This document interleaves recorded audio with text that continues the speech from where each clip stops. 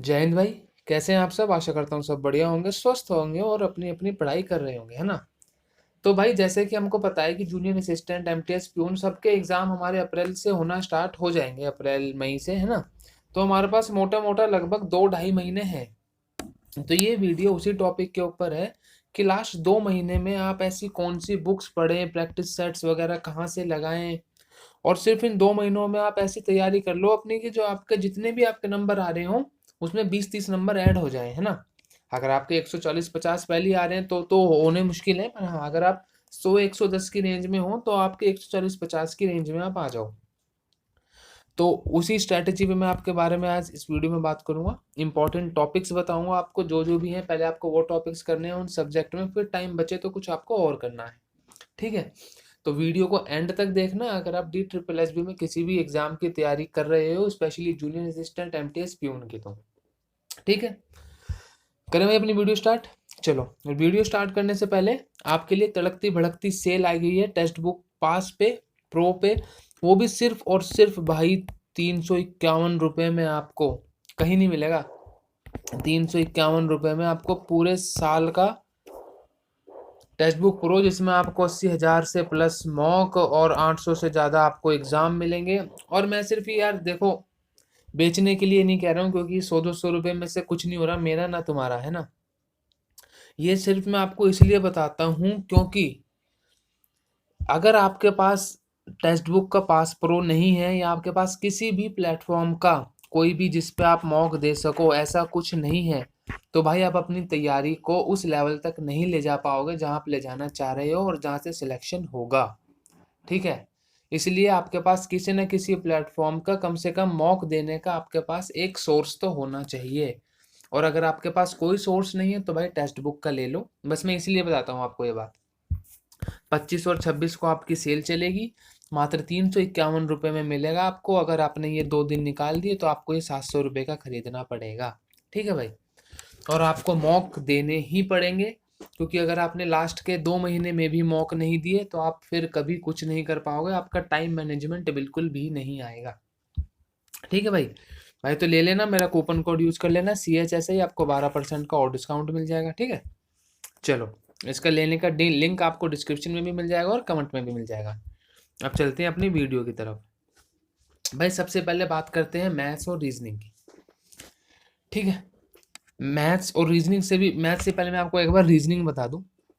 Reasoning में अगर आपके टॉपिक कवर हैं, मैं आशा करता हूँ भाई कि आपके टॉपिक कवर होंगे, क्योंकि लास्ट के 2 महीने में अगर आप ये बोलो कि हमारी बिल्कुल भी तैयारी नहीं है, हम जीरो से तैयार करना चाहते हैं, तो भाई मुश्किल है। हाँ, अगर आपने पहले 5-6 महीने तैयारी करी है, बीच में 1-1.5 महीने का गैप आ गया है, तो भी आप तैयारी कर सकते हो, क्योंकि आपको बेसिक चीज़ें पता होंगी।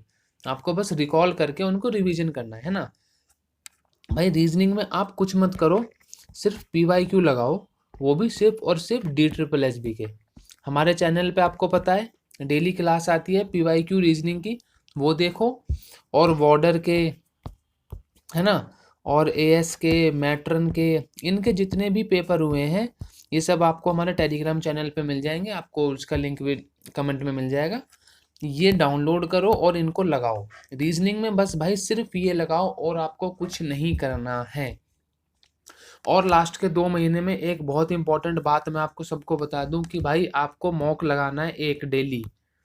और वो आपको मॉक किसका लगाना है, क्योंकि जूनियर असिस्टेंट के मॉक इतने मार्केट में अवेलेबल नहीं है, चाहे वो कोई सा भी प्लेटफॉर्म हो।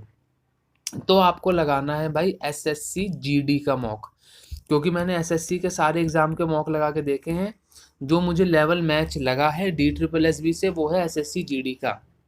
आपको SSC GD का रोज एक मॉक लगाना है भाई, डेली। 1 घंटे का मॉक है, ज़्यादा नहीं है। उसमें आपके 20-20 क्वेश्चन आएंगे, मैथ्स, रीजनिंग, हिंदी, इंग्लिश में से आप जो करना चाहो, और GK। भाई डेली आपको ये 1 घंटे का मॉक लगाना है। और इस मॉक को लगाने के लिए आपके पास टेक्स्ट बुक का पास प्रो होना चाहिए, अगर नहीं है तो ले लो, है तो वेल एंड गुड है। ठीक है। SSC GD का आज से ही, जिस भी दिन से ही आप ये वीडियो देखो उस दिन से SSC GD का 1 घंटे का मॉक लगाना शुरू कर दो डेली। चाहे आपकी तैयारी 0 है, चाहे आपकी तैयारी 100% है। ठीक है। हो गई इतनी बात।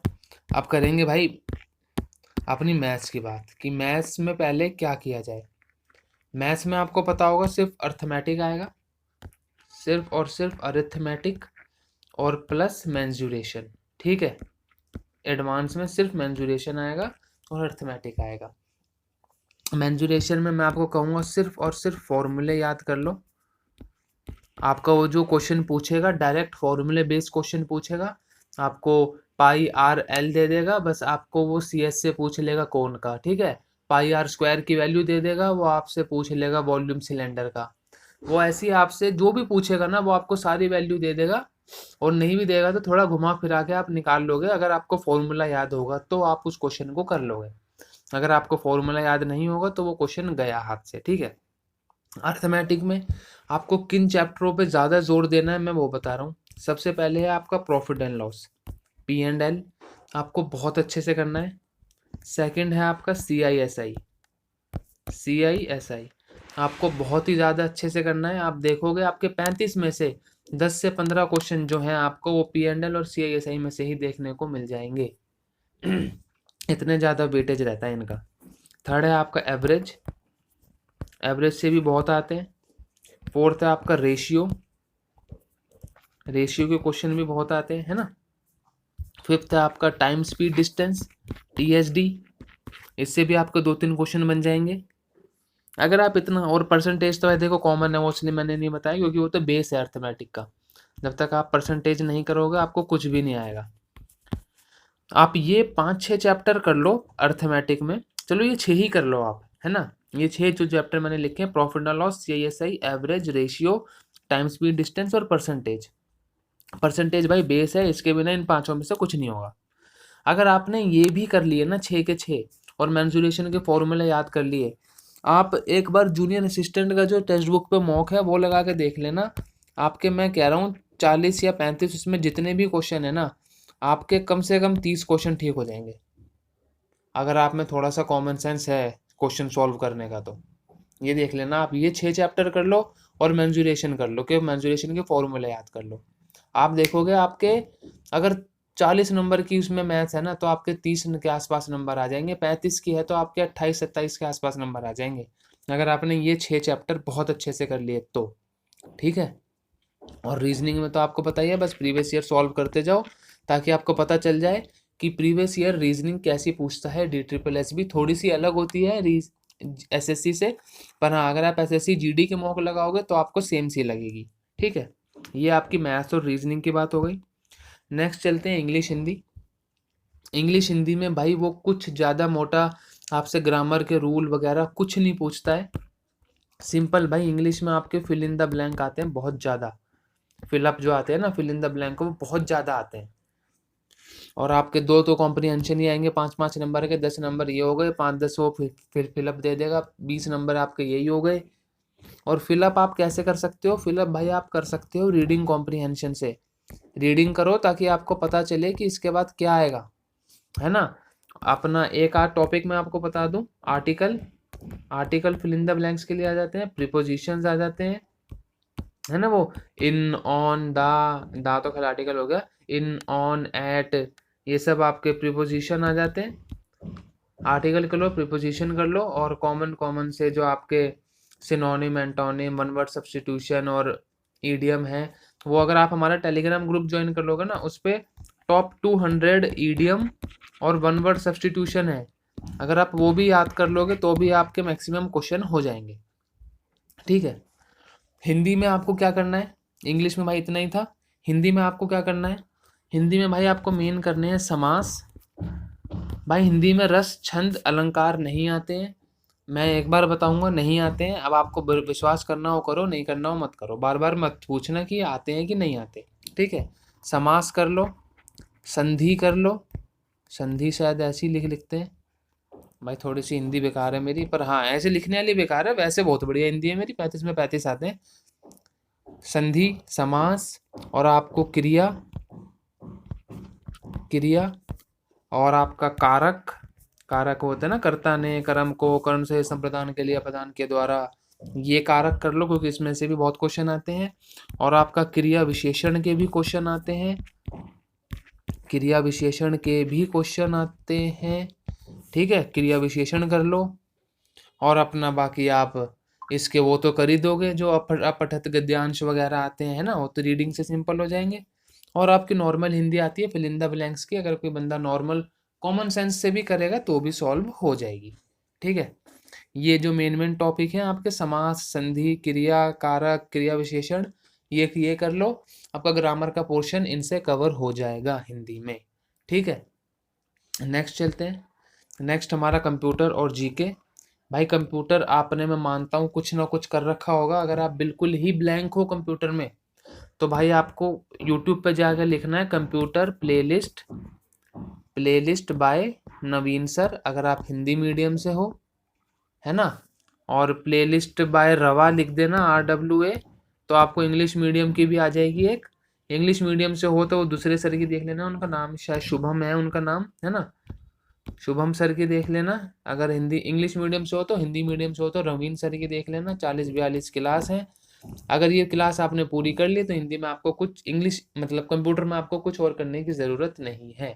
ठीक है, और बाकी आपको थोड़ी सी बेसिक नॉलेज होनी चाहिए MS एक्सेल की, एक्सेल, वर्ड, और आपका पावर पॉइंट नहीं आता। वर्ड और एक्सेल की सबसे ज़्यादा वर्ड में से आता है, फिर एक्सेल और पावर पॉइंट में से बिल्कुल भी 1-2 क्वेश्चन आ गए, रेयर है, बहुत बहुत रेयर है। सबसे ज़्यादा वर्ड में से पूछेगा और एक्सेल में से पूछेगा। तो आप एक 1 शॉट वीडियो वर्ड और एक्सेल की अच्छे से देख लेना, यूट्यूब से आपको मिल जाएंगी, किसी भी प्लेटफॉर्म की देख लेना। ठीक है, बात करते हैं जीके। भाई जीके अगर आपने कुछ नहीं पढ़ा है, आपको जीके बहुत वास्ट है, नहीं पढ़ी जा रही है, क्या करें, तो भाई सबसे पहले तो मैं आपको सजेशन दूंगा कि आप पॉलिटी कवर कर लो भाई। ठीक है, पॉलिटी तो बेसिक चीज़ें आनी ही आनी चाहिए। पॉलिटी में क्या करोगे, आर्टिकल याद कर लो मिनिमम 100 से लेके 100 तक। ठीक है, 100 तक नहीं तो 150 तक याद तो कर ही लो कम से कम, आपकी मैक्सिमम पॉलिटी इसमें से कवर हो जाएगी। ठीक है, उसके बाद आपको क्या करना है, उसके बाद आपको करनी है हिस्ट्री, वो भी मॉडर्न, मॉडर्न हिस्ट्री। ठीक है, मॉडर्न हिस्ट्री के बाद टाइम बचे तो मिडाइवल कर लेना, एशियंट मत करना, नहीं आता उसमें से अब कुछ, तो मॉडर्न और मिडाइवल कर लेना है अपनी हिस्ट्री में। और साइंस में से अगर कुछ करना हो तो बायोलॉजी कर लेना। ठीक है, बायोलॉजी साइंस में, और इसके बाद एक ज्योग्राफी और कर लेना, ज्योग्राफी कर लेना।